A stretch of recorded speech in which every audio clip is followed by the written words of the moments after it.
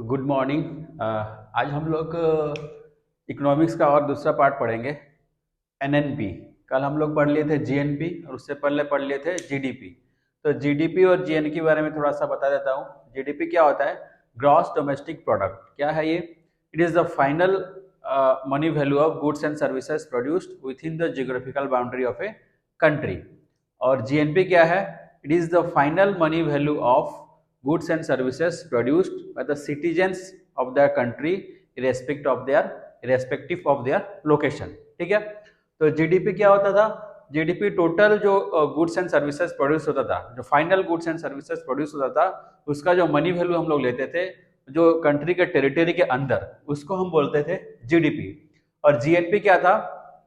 ये जो सिटीजन्स जो भी गुड्स एंड सर्विसेज प्रोड्यूस करते थे, चाहे वो इंडिया में प्रोड्यूस करो चाहे वो कहीं बाहर प्रोड्यूस करो, उनका जो फाइनल मनी वैल्यू होता था उसको हम बोलते थे जीएनपी। तो जीडीपी किससे कंसंट्रेट करते थे? फोकस हम किस पे करते थे? टेरिटरी के ऊपर, टेरिटरी के अंदर। और जीएनपी किस पे फोकस करता है? सिटीजन्स। उसके ओनली सिटीजन्स को लेता है, उसके सिटीजन जो प्रोड्यूस करते हैं गुड्स एंड सर्विसेज, उस पर डिपेंड करता है। ठीक है, ये हो गया जीडीपी, वो हो गया जीएनपी। और एक टर्म होता है एनएनपी, जिसको हम पढ़ेंगे आज। एनएनपी क्या है? Net national product. नेट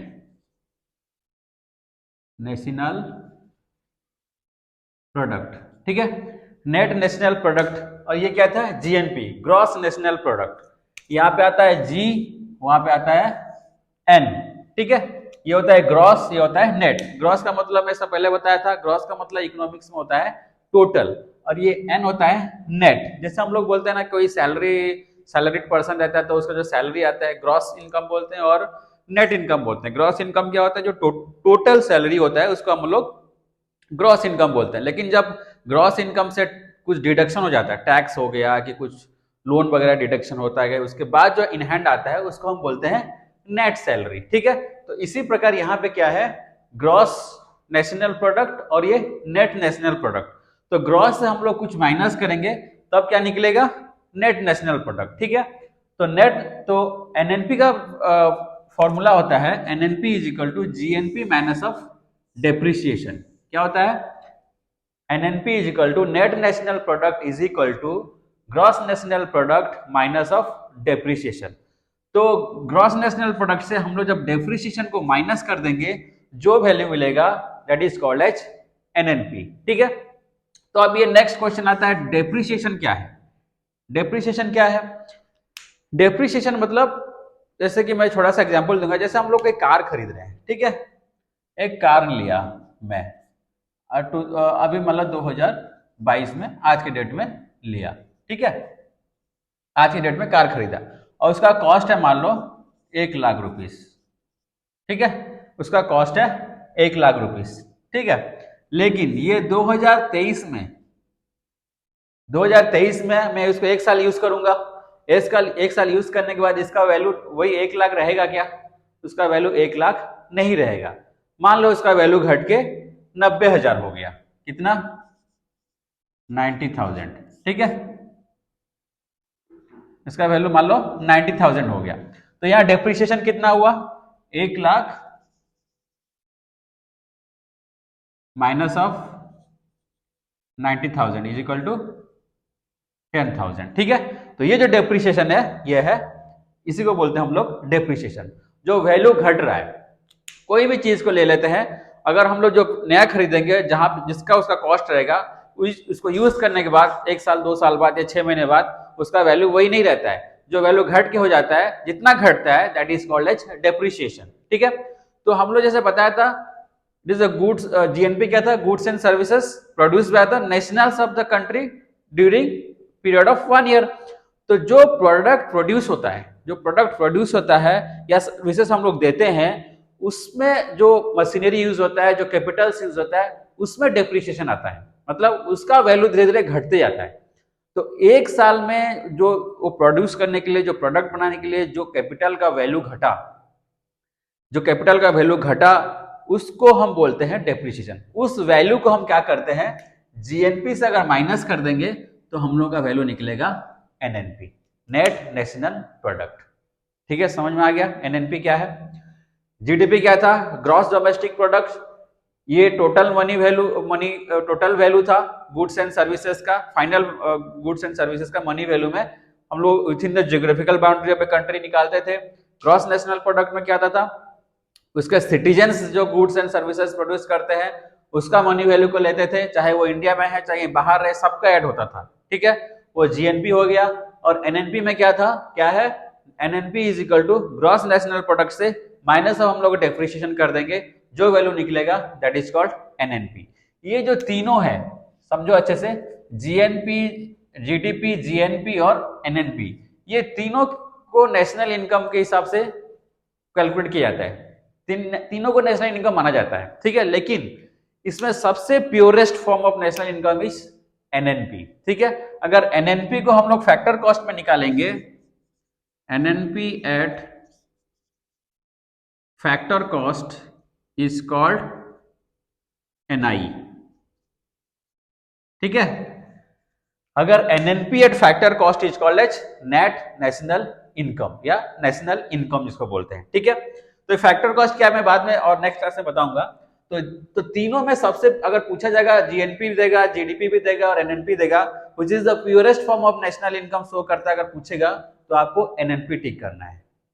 ठीक है, तो एनएनपी का फॉर्मूला क्या हो गया? GNP minus depreciation is equal to आपका NNP. And NNP at factor cost is equal to national income. And और क्या है? National income, total national income divided by population is equal to per capital income. ठीक है, समझ में आया? पर कैपिटल इनकम कैसे निकलेगा? Total national income divided by population करूंगा तो हम लोग क्या निकलेगा? पर कैपिटल इनकम। ठीक है, तो ये हो गया इंपॉर्टेंस एनएनपी का। एनएनपी से हम लोग क्या निकाल सकते हैं? नेशनल इनकम निकाल सकते हैं, नेशनल इनकम से पर कैपिटल इनकम निकाल सकते हैं।